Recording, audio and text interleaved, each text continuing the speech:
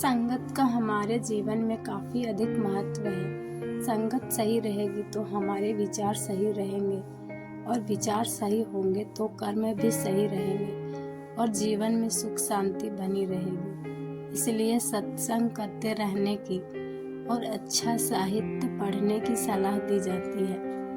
सत्संग हमारे जीवन पर कैसे असर करता है, इस संबंध में गौतम बुद्ध की एक कथा प्रचलित है। कहानी में आगे बढ़ने से पहले आप लोग मेरे चैनल को लाइक, शेयर और सब्सक्राइब कर लें।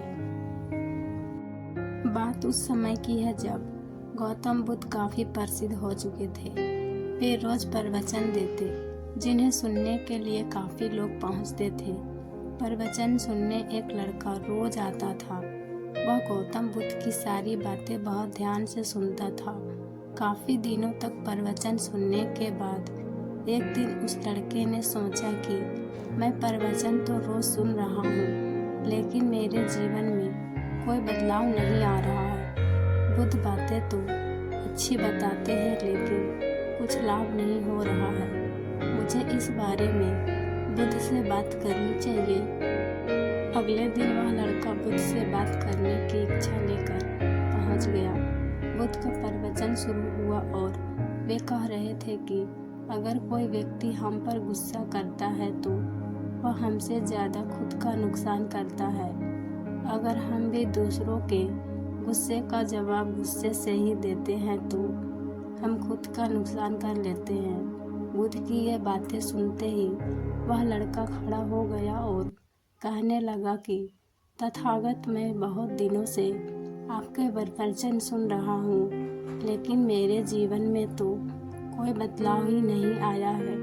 मुझे तो प्रवचन सुनने से कोई लाभ ही नहीं हो रहा है। बुद्ध ने अपने प्रवचन बीच में रोके और उस लड़के की बातें सुनने लगे।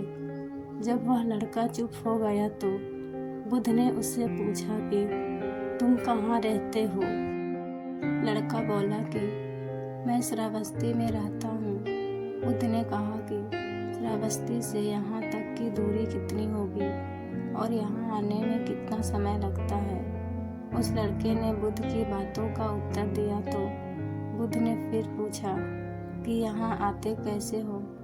उसने बताया कि मैं कभी पैदल आता हूँ, कभी सवारी का कोई साधन मिल जाता है तो उससे आ जाता हूँ।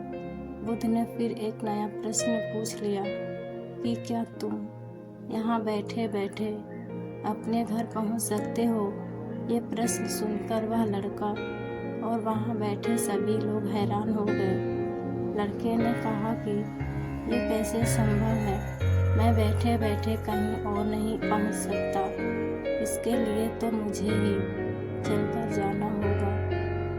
बुद्ध ने कहा कि तुम्हारी बातों में ही तुम्हारे प्रश्नों का उत्तर है। सत्संग सुनने से तब तक कोई लाभ नहीं मिलेगा जब तक कि तुम उन अच्छी बातों को अपने जीवन में उतारते नहीं हो।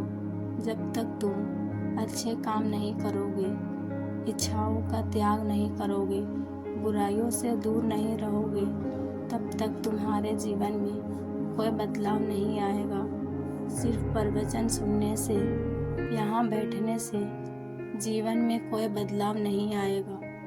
बुद्ध ने आगे कहा कि अगर तुम कोई अच्छा करना चाहते हो तो उसके लिए तुम्हें प्रयास करने होंगे।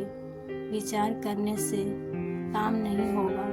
सत्संग में तुम्हें सही गलत बातों की जानकारी मिलती है, लेकिन उन्हें अपने जीवन में किस तरह उतारना है यह तो तुम्हें ही तय करना होगा। तुम्हें प्रयास करने होंगे, तभी जीवन में सुख शांति और सफलता आएगी। सत्संग करते रहने से हमारी बुद्धि पवित्र रहती है और हमारा मन गलत बातों से बचा रहता है। अगर हम सत्संग नहीं करेंगे तो हमारे विचार भटक जाते हैं। इसलिए अच्छी किताबें पढ़नी चाहिए, अच्छे लोगों की संगत में रहना चाहिए। कहानी पसंद आई हो तो कमेंट करें और अपने दोस्तों के साथ शेयर करें। मिलते हैं एक और नई कहानी के साथ। तब तक अपना ख्याल रखें।